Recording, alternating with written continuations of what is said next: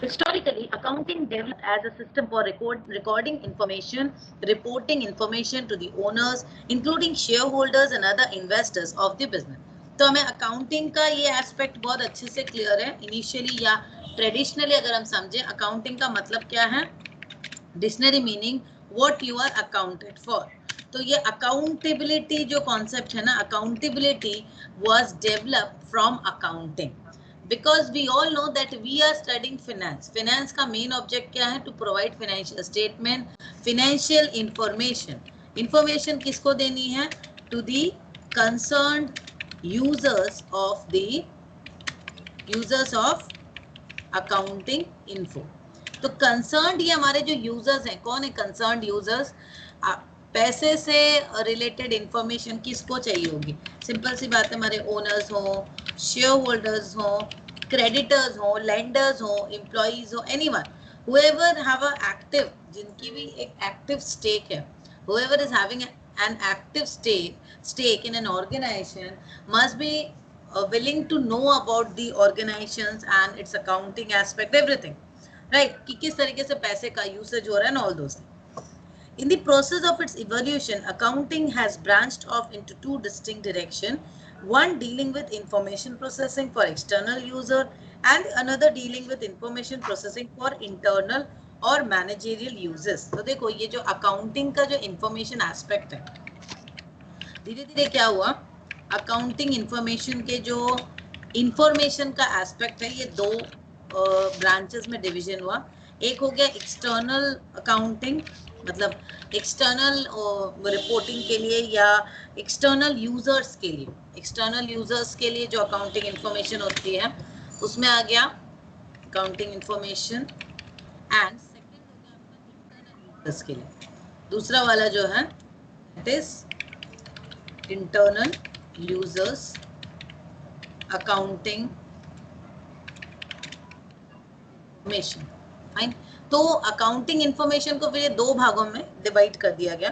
First is the accounting information that is typically used by the external user. देखो दो तरह का हो जाता है ना, एक होता है एक्सटर्नल यूजर्स, एक है इंटरनल यूजर. तो दो तरह के लोगों की इंफॉर्मेशन जो रिक्वायरमेंट है दैट विल आल्सो वेरी. तो एक हो गया एक्सटर्नल यूजर्स जिनको इंफॉर्मेशन चाहिए with the information processing, and the internal users. Internal users mainly कौन होते हैं? द मैनेजरियल पर्सनल या फॉर मैनेजमेंट. ये मैनेजमेंट एस्पेक्ट को हम लोग इंटरनल यूजर्स भी बोलते हैं. Accounting information includes both financial and non financial information used by managers. तो इसमें हमारे अकाउंटिंग इंफॉर्मेशन और एक एस्पेक्ट जो है क्या है, that is both financial information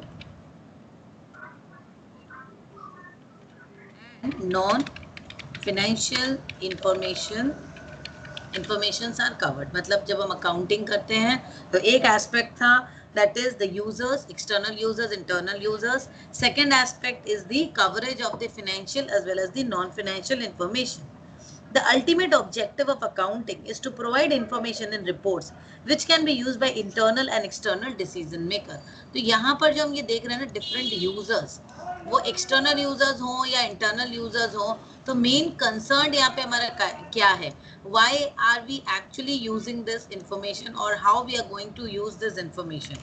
ये यूसेज जो है मतलब हमारे अकाउंटिंग इंफॉर्मेशन का, इसका मेन एस्पेक्ट है या मेन इंपॉर्टेंस अगर हम देखें तो वो आ जाते हैं हमारे डिसीजन मेकिंग. अकाउंटिंग से जो इंफॉर्मेशन ले रहे हैं उसका इम्पैक्ट क्या होगा, कहाँ पे उसको यूटिलाइजेशन उसकी क्या होगी, वो डिसीजन मेकिंग में होगा. That is it is typically used by the decision makers. The preparation of this information for users outside the entity is called financial accounting. तो हम लोग देखते हैं the preparation of this information for users outside the entity is called financial accounting. तो ये जो हम लोग सारे accounting information को accumulate करके सजाते हैं, हम लोग बोलते हैं ना accounting is the language of business. क्यों बोलते हैं? Because the accounting reports needs to be presented in a proper manner, जिसको हम लोग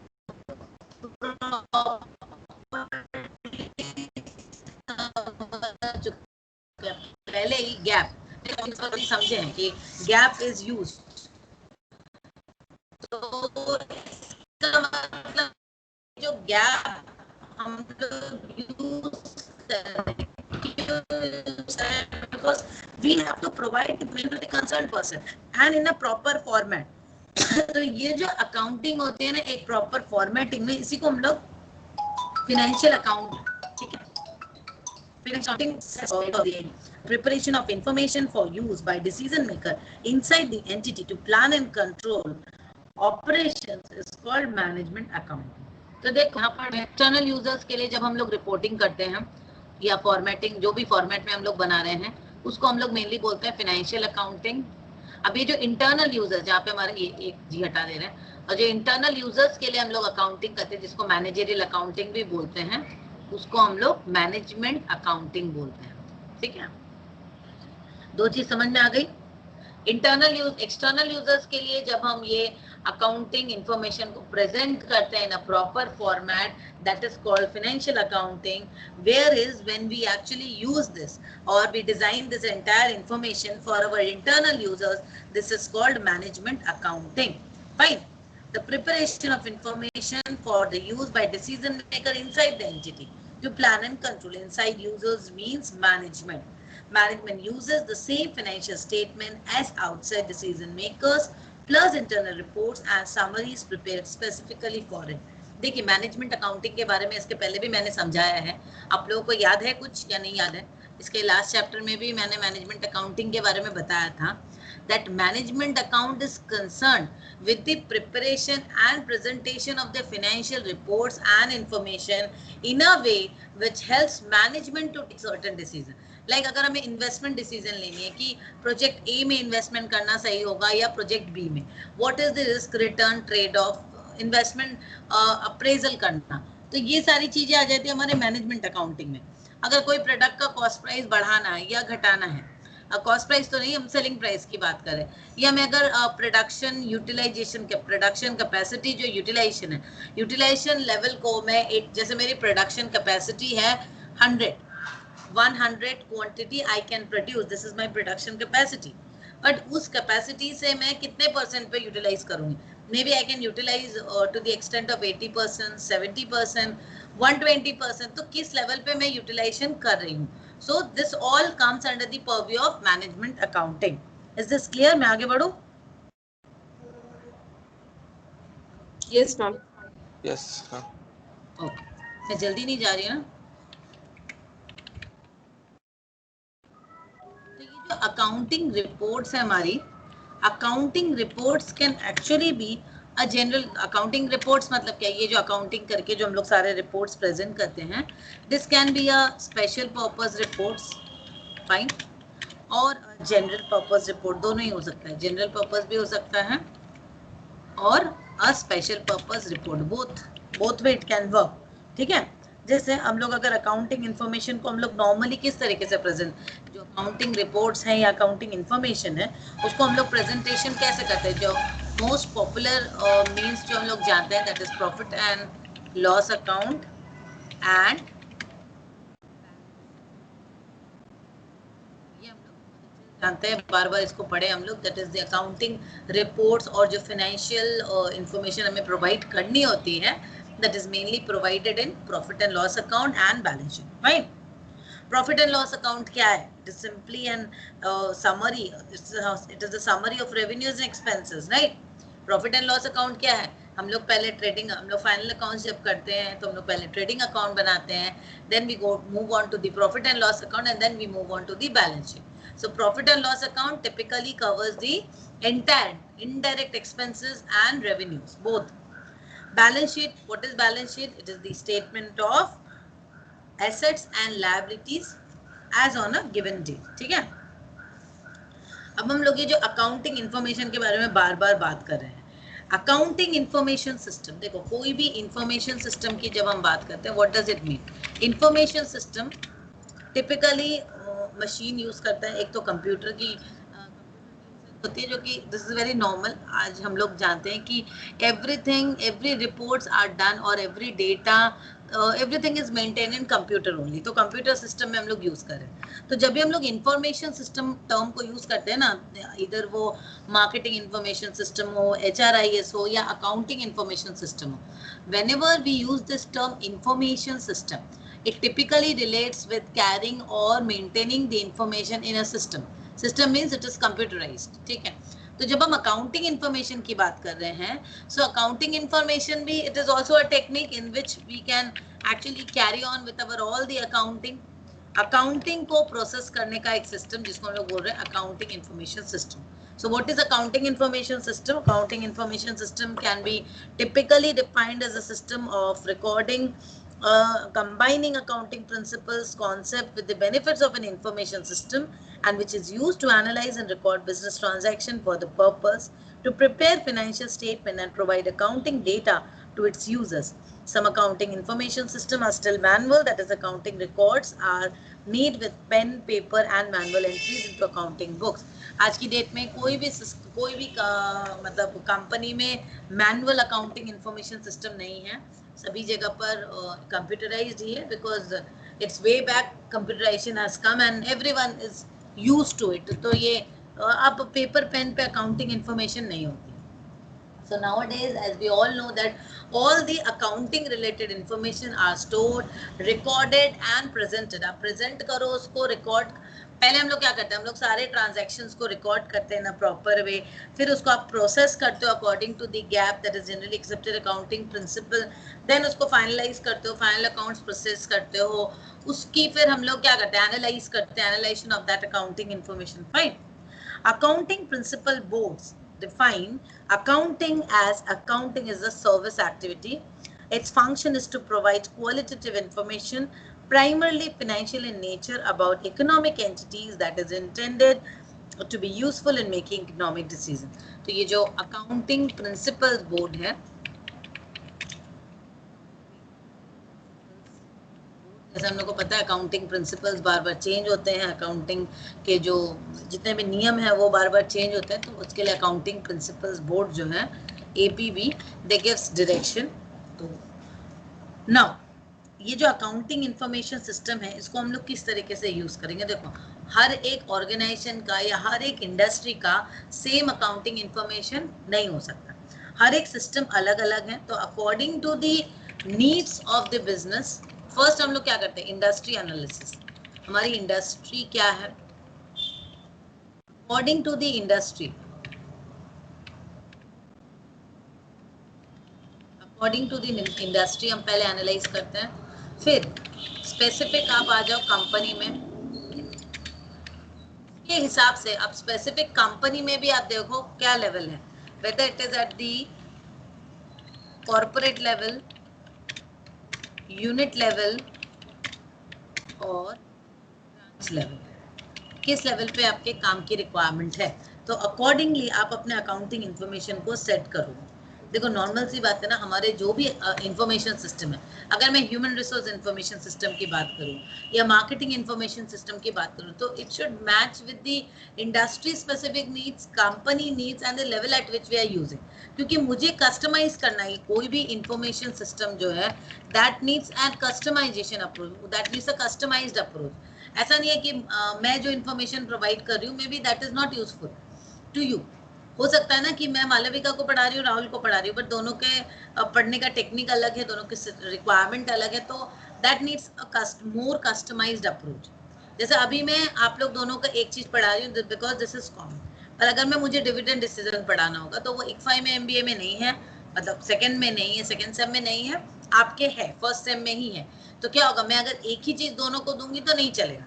तो कस्टमाइज करना अकाउंटिंग इंफॉर्मेशन को भी ऐसे ही है ना, इंफॉर्मेशन जिसको जो चाहिए. अब देखो ERP में इंटीग्रेटेड इतनी सारी इंफॉर्मेशन होती है, but all the information are not presented to everyone. The concerned users are provided only the information they require. सारी इंफॉर्मेशन तो सबको नहीं मिलती ना.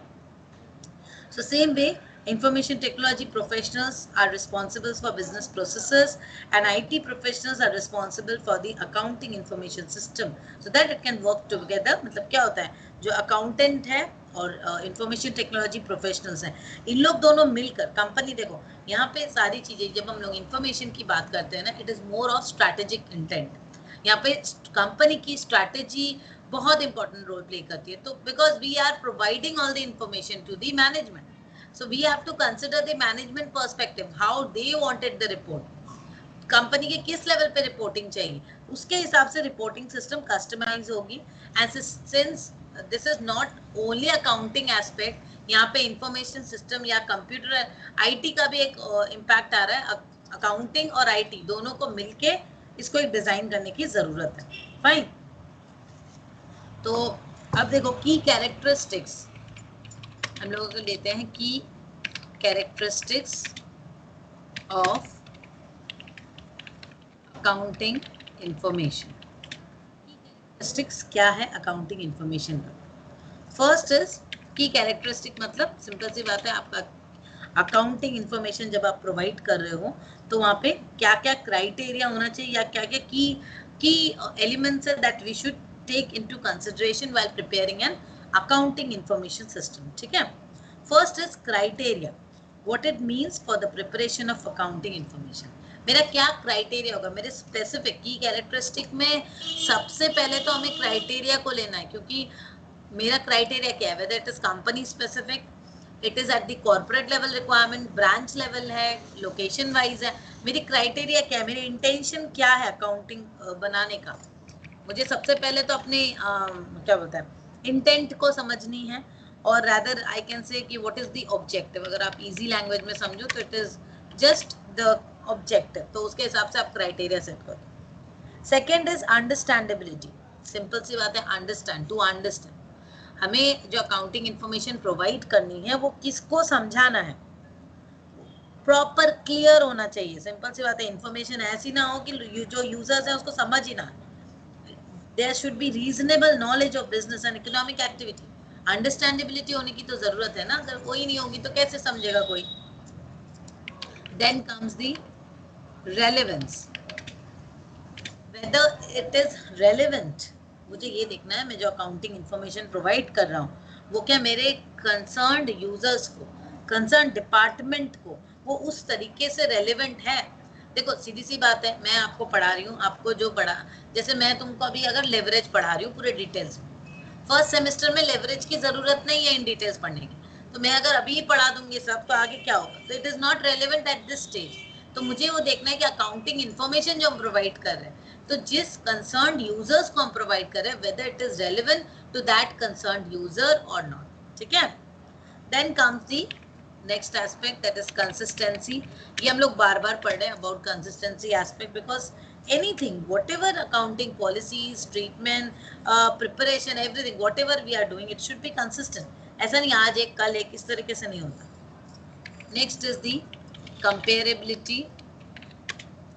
कंपेरेबिलिटी मतलब क्या है, हम लोग आसानी से कंपेयर कर सकते, whatever reports we are preparing, मतलब कोई इंडस्ट्री स्पेसिफिक है, कंपनी स्पेसिफिक है, तो उसकी कंपैरिजन बहुत इजीली होनी चाहिए।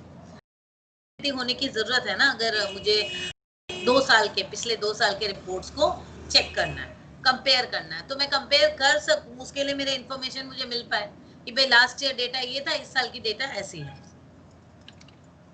रिलायबिलिटी, रिलायबल होना चाहिए, accurate, complete data and objectivity. This is last but not the least. जैसे पहले हमने क्राइटेरिया पढ़ा था वैसे ही फिर से यहाँ पर आ गया ऑब्जेक्टिविटी। तो क्राइटेरिया हम लोग पहले लेके चलते हैं कि this are the criteria, list points and objectivity एकदम न्यूट्रल वे में किस कारण से हम बना रहे हैं। जैसे ऑब्जेक्टिविटी आप ले रहे हो कि एक ऑब्जेक्टिव है कि हाँ ये हमारे वेस्टेड ग्रुप ऑफ पीपल, ये हमारे इंटरेस्टेड ग्रुप ऑफ पीपल हैं जिनके लिए हमें काम करना। फाइन।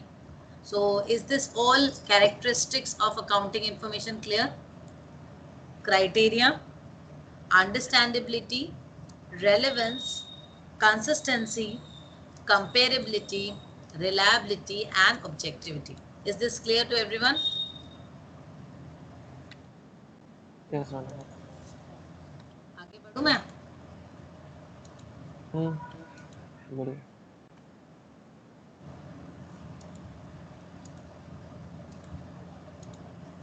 चलो इसके बाद हम लोग आ जा रहे हैं benefits of using accounting information system. देखिए इसमें ज़्यादा कुछ नहीं है benefits of using accounting information system में, क्योंकि हम लोग ऑलरेडी समझ चुके हैं that businesses needs a proper approach where we can integrate all the information in a combined way. तो benefits is there, we all are aware about accounting information system and benefits of it.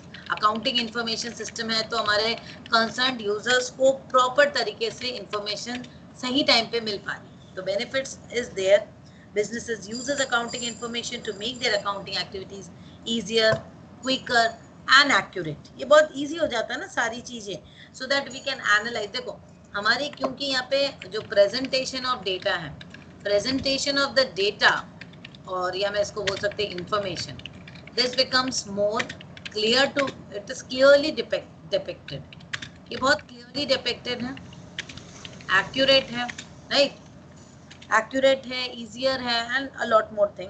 तो इसके कारण क्या हो रहा है, हम लोग को एनालिसिस, हम लोग जो एनालिसिस करते हैं, एनालिसिस एंड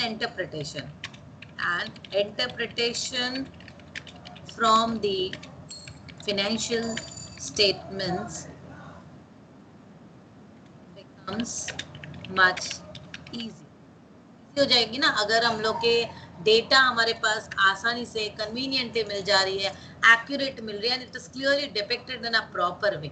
तो वहाँ पे क्या होता है, हम लोग एनालिसिस कर सकते हैं, हम लोग डेटा को प्रॉपरली एनालिसिस कर सकते हैं, इंटरप्रिटेशन कर सकते हैं ना, आसानी से हम लोग डिपिक्ट कर सकते हैं आगे क्या फोरकास्टिंग करनी है. तो हमारे पास डेटा एक्यूरेटली है, in a way we can measure it, compare it. तो हर तरह से देखो एरर रिडक्शन हो रहा है, टाइम कंजम्पशन जो है वो कम हो रहा है, कॉस्ट रिडक्शन हो रहा है. तो आप देखो अकाउंटिंग इंफॉर्मेशन सिस्टम से एक जब आपको एक प्रॉपर इंफॉर्मेशन मिल रही है अच्छे तरीके से ना, तो हर तरह से ही आपको वो एक क्या बोलते हैं एक्सपेंस रिडक्शन हो रहा है, कॉस्ट रिडक्शन हो रहा है, and future estimation would become very easy. Accounting information thus refers to the financial statement generated through the process of bookkeeping, use of which enables the users to arrive at the correct decision. The financial statements so generated are the income statement. तो हम लोग जो accounting information से जो report generate कर रहे हैं उसको हम लोग क्या बोल रहे हैं, क्या बोल रहे हैं उसको, what? हम लोग जो accounting information से रिपोर्ट जनरेट कर रहे हैं उसको क्या बोल रहे हैं, बैलेंस शीट, फाइनेंशियल स्टेटमेंट्स. हाँ, बैलेंस शीट और पीएल अकाउंट ही है, उसको हम लोग बोलते हैं फाइनेंशियल स्टेटमेंट.